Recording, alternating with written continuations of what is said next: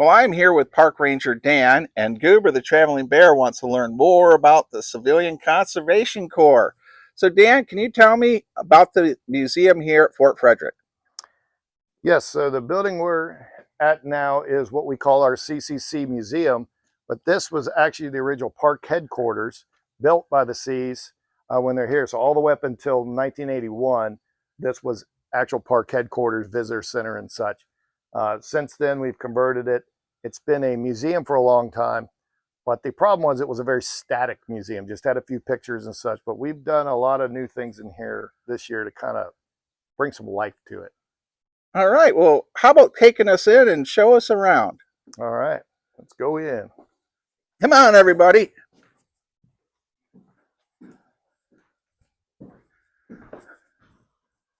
So you have to excuse the mess. We fed the boys here this morning with some breakfast because we're using this as a mess hall this weekend. So it's set up a little different than we normally have it set up as the museum set. Because what we did this year is we started, because this each one of these cases has the pictures and such of the boys actually doing the work of restoring the fort while they're here, 34 to 37. And that's all this room was, a big empty room with a couple pictures. So we've added several things, and we took like one of our tables here and recreated the mess hall. So we have a picture on the table from our actual mess hall, and then we've set up the plates and dishes the same way as it was in the actual photo from our mess hall. The other thing we did is we did a barracks display, which you'll see over in the other side of the camp. But during the normal weekdays, we have a fully dressed out bunk in this corner next to what we call New Deal Dummy, here dressed in his dungarees.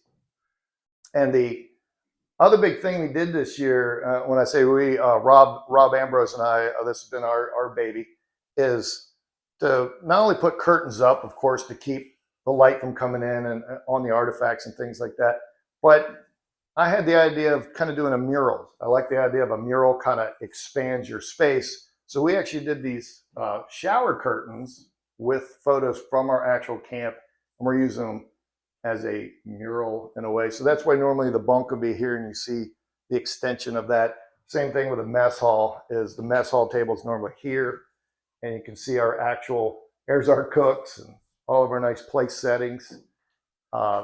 The one in the center is looking literally out the gate of the fort at the original tent camp in 34 when they first get here before they have hard buildings. Our baseball team, our guys, we're fortunate enough to have actual jerseys and such for their baseball team.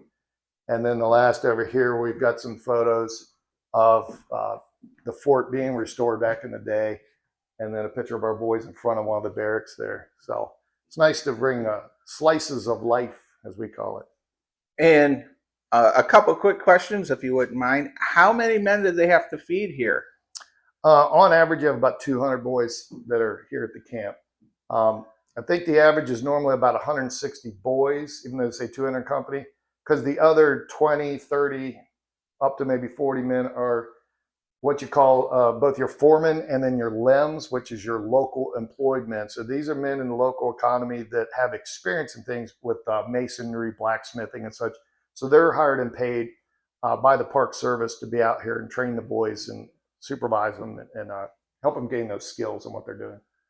All right. And how did the food arrive here? I mean, you have a lot of food 3 times a day, right?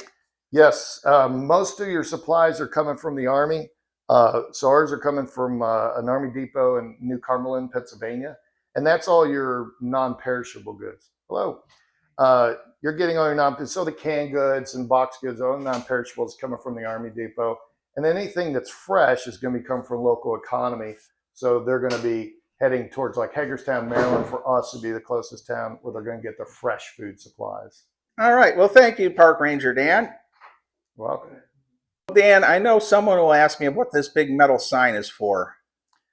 Yeah, so this is a unique piece here because this is one of the few things we have that predates the park, than of course the fort itself. But this sign, I don't know the exact date on it, but it's from the late 19th century. I want to say the like 1890s when you see these type of signs throughout at historic sites. So we're privileged to actually have one of these federal historic signs marking Fort Frederick. And it's got some really good information on it and things from back then. I think there's might be a few discrepancy or so, but it's a unique piece. And it sat in the fort for a long time. And even once the seas restored the fort, so I have a picture, it's a little hard to see here, but there in front of the flagpole, you'll see that sign on a little pedestal. Oh, yeah. So it was there. That's where it There was it is. before the seas came in. And because we know as early as the centennial, as in 1876, Maryland was actively talking about Old Fort Frederick and wanting to preserve it in some fashion. So before we were a park, there's a time period where you have the early 20th century where they're actually having little festivals and things, people gathering in the ruins of Old Fort Frederick. All right. Well, thank you, Mr. Dan. And we made a video of this room last year, and I had a lot of people ask me about that sign. So this should clear that up. Anything else you'd like to say before I move on to my next station? All I want to say is that, love the CCC. We're very proud of, I love sharing this story because the 9 years that they were in effect from 33 to 42, they built most of our state and national parks that we all now get to enjoy. So thankful for them. All right. Well, thank you very much for all you're doing.